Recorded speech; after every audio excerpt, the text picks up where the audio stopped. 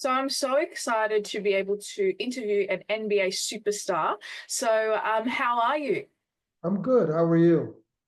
I'm excellent, and I'm actually very excited for this interview because I'm going to ask you a whole bunch of questions. So it's probably going to be a bit of rapid fire. All right. So, look, I just want to start with obviously you've had a very successful career in the NBA, and so after retiring, many athletes dive into business ventures. So, what has sparked your interest in investing, and how did you actually transition from basketball into the business world? It was always in me. Actually, when I was a little kid, I thought it was the coolest thing in the world to actually wear suits and have big offices with an amazing view, and sign different contracts, right? I wasn't as detailed because when those things happened early on in my career, I was losing money because I didn't know the business. And now that I do know business, I've actually fallen in love more of the process and less emotional. And I think when you come into the business world, there is less emotion, just like in basketball, right? Your emotions have to be left, in the locker room, because it's strategy, and if your strategy is not on point, you cannot lead with your emotion. Yeah, excellent. I love it. I love it. And look, I like how you have always had that drive for the business side of things because to give you a bit of context, ever since I was a little girl, I've always wanted to be a professional singer, but I didn't just want to rely on that. So that's when I really got into business as well as investing because I personally think that having that acumen also helped my own singing career. So a question that I have for you is that for those who are in the sports or entertainment industry specifically, why is it important to have an element of business marketing or investing acumen? And how did that help your own career? Well, again, it's not something you think of early, but you are a brand, right? Like Mm, she's a brand, and you don't mm, know you're a brand or a business because you don't think of yourself that highly. You think of Coca-Cola is, or whatever it is that their product is, right? So once, and a lot of younger adults now, and mid 30s, 40s, 50s, whatever, now they're saying, "Oh wow, I'm actually a brand, and I can do this, this, this, and this." Before it wasn't mm, like that.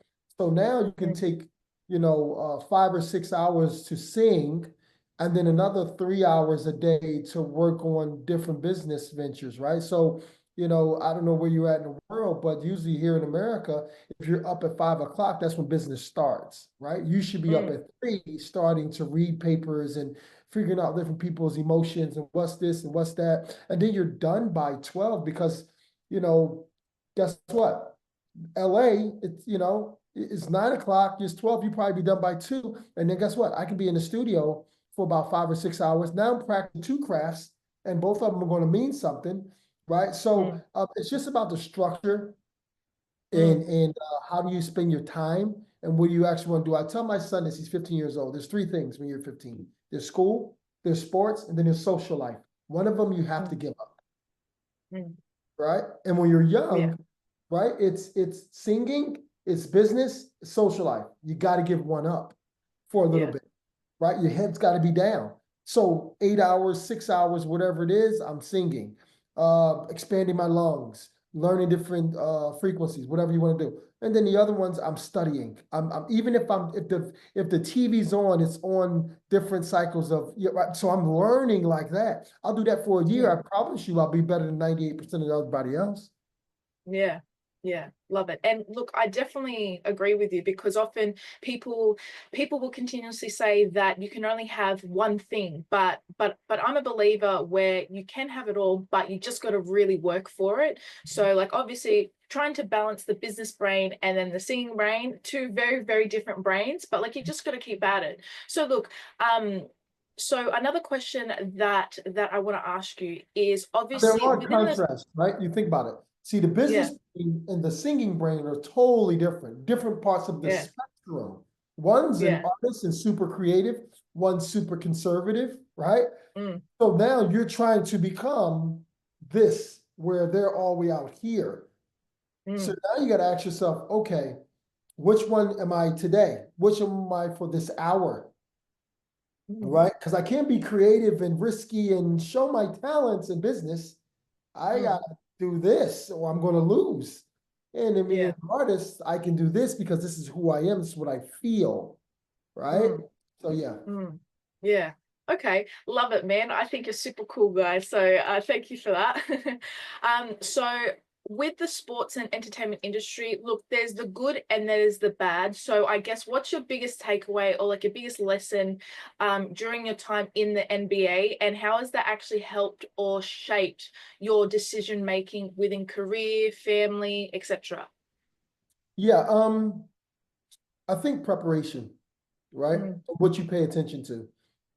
That's actually the key to anything. But of course, in basketball, right, it goes to your business life, right? So you're waking up. I'm waking up at basketball at 4 o'clock to go work out at 5 till 7, and I'm coming back home and I'm doing X, Y, Z, and I'm studying film, and then I'm doing it again, and then I'm coming back home doing it again, and repeating that. That's how I become great at that.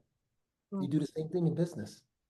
mm, So you just copy and paste. Don't try to reinvent any wheel.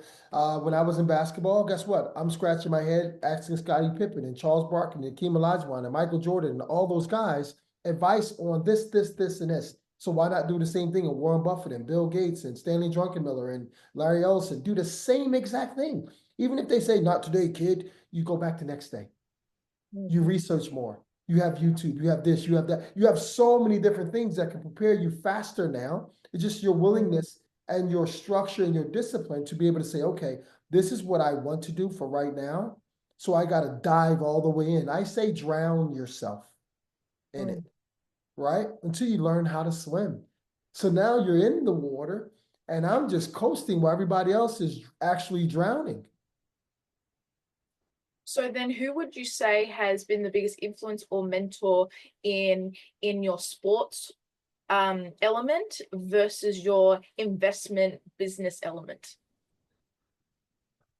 Sometimes mentors are people you never meet, Mm, right? And sometimes mentors are people who have failed big time. So for me, I watch everyone. I can watch my 11-year-old daughter. I can watch my 15-year-old son, my 24-year-old son. I can watch so many different people. So in sports, it was always how Scottie Pippen kept his body. Michael Jordan kept his body. I watched that. I watched how Charles Barkley kept his body. He was a little more lazy, didn't do anything. I didn't want to be like that part, right? I watched Hakeem Olajuwon read a whole bunch of books on the plane all the time and never engage in all the other buffoonery, right? So I'm watching so many different things because what I'm doing is my character is attracted to whatever it is that they're doing. So you got to be careful who you are because you are what you attract, right? So if mm. I don't like reading books, I'm not looking at Dream. If I want to be a sloppy person that does X, Y, I want to be like Charles. If I want to be like Scotty and disciplined, I'm lifting and shooting, I'm going to be like that.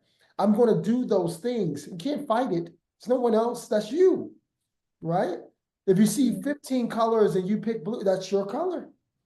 Why is it your color? I don't know. We got to dig deeper. But right now, that blue, that's yours, right? Why do you like blue? Oh, because this, that, whatever. Yeah, euphoric. Okay, you feeling back. Okay, whatever that is, that's you, right?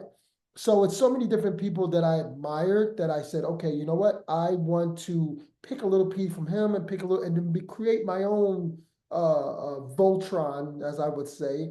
And Voltron was a cartoon back in the day where it was a whole bunch of different toys that came together, made this big old monster toy.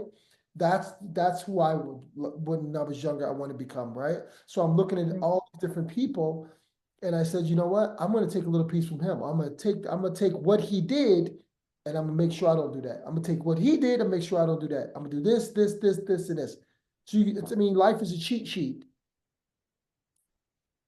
So my final question, and this will be a quick one, is, and I know what my answer is for this, but I'd love to hear your own thoughts. What do you think is the bigger lesson, rejection or success?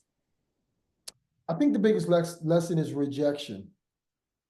It's success. I mean, if I'm always successful, I never know how to improve, Mm. right? It's just harder, right? When rejection builds wisdom, success builds arrogance. Mm. Well, look, thank you so much for your time. I really, really enjoyed this interview, and all the best to you, mate. Thank you so much. Thank you.